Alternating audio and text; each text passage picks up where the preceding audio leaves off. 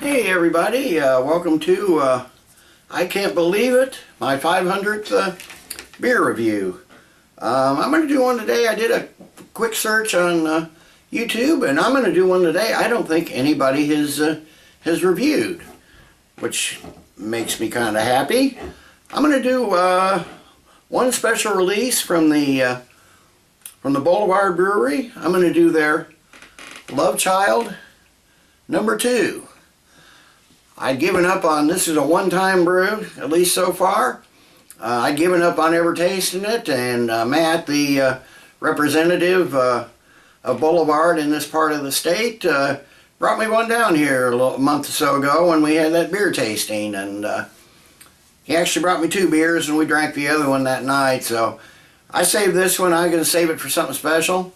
A little bit from the website. It says, Boulevard's Love Child series of wild ales are barrel-aged with such boisterous cultures as Lactobaccillus and Brettanomyces.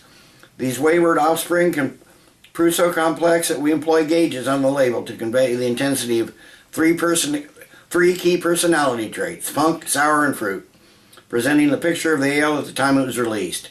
It will change as it ages, but don't we all? Sour characteristics come to the fore in this release, foreshadowed by the tart, winey aroma.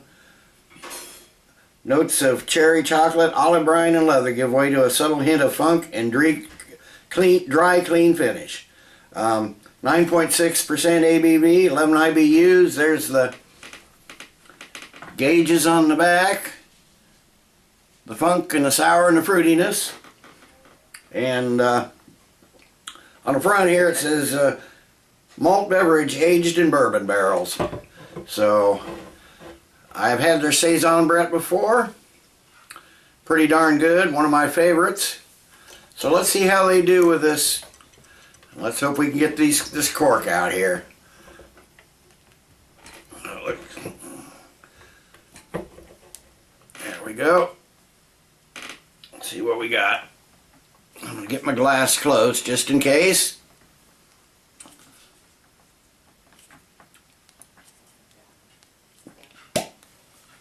Tiny little pop, not much at all. So anyway, let me get this in the glass. I was expecting a much bigger pop than that. Of course, these Boulevard beers are all bottle conditioned.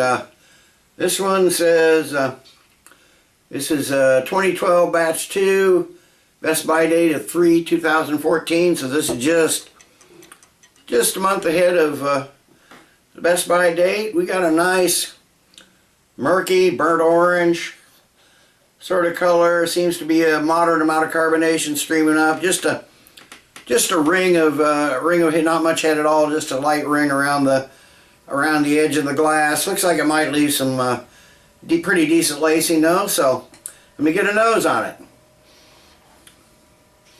Oh yeah. You got sour cherries. There's a sour cherries right up front. A little bit of grassiness, kind of musty hay. Get a little bit of the oakiness. Maybe just a light hint of the bourbon. If it was Asian bourbon barrels, there's not a lot of bourbon in it. Little lemon. Slightly woody. Definitely funky, acidic. There's just a very, very subtle fade there at the end of maybe caramel and maybe just a hint of that bourbon there. I was really hoping it'd have a little more pronounced bourbon flavor, but or bourbon nose anyway, but it doesn't. But anyway, there's some lemon citrus in there, almost some apple cider sourness, some breadiness, yeastiness. This is really, really a nice smelling sour beer, so let me give it a taste.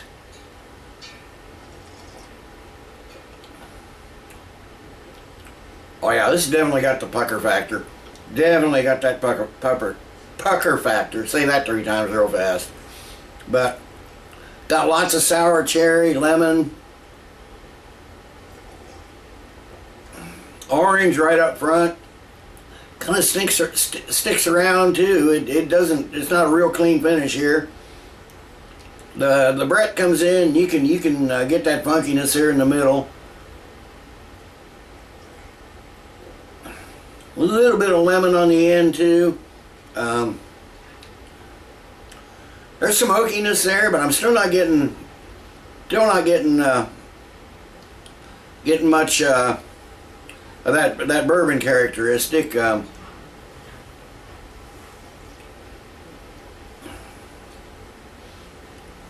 Wow, this is a nice, really nice sour. It's medium body, maybe a little thicker than medium body. Just got a small amount of carbonation, but it's definitely got that pucker factor. That's for sure. So let me sit. I'm going to add a little more and then probably seal the rest up, and let this warm up a bit, and I'll be back after a while with the final thoughts and grade. Okay, I'm back. It's been 15 minutes or so. This is warmed up nicely. I notice as it's warmed up, the complexity really opens up. The nose opens up. I'm getting like some sweet brown sugars in there. It's not quite as sour smelling. It's still a good bit of tartness there, but not quite as sour smelling as when it was first opened.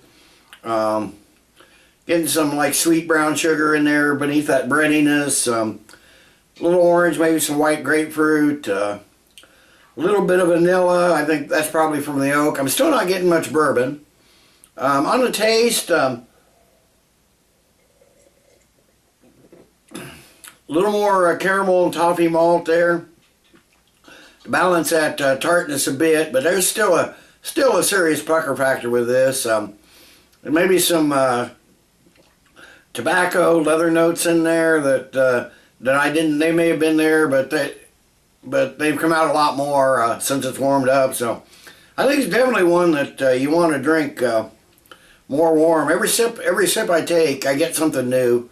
There is a lot going on here. This is a really fine. I think they call it just an American Wild Ale.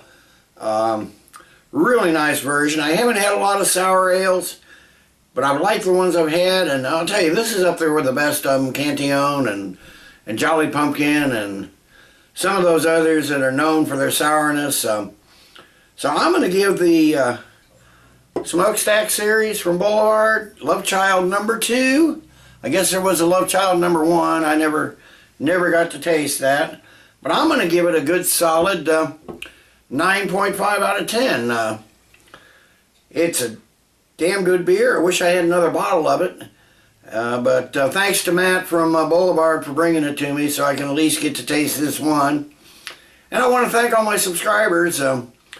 I'd never be here to 500 reviews if I hadn't had good support and feedback and just general good feelings from all my subscribers. So thanks everybody, and hopefully I can do another 500, and someday I can do something special for a review number 1000. So 9.5 out of 10 for the Boulevard Love Child number 2.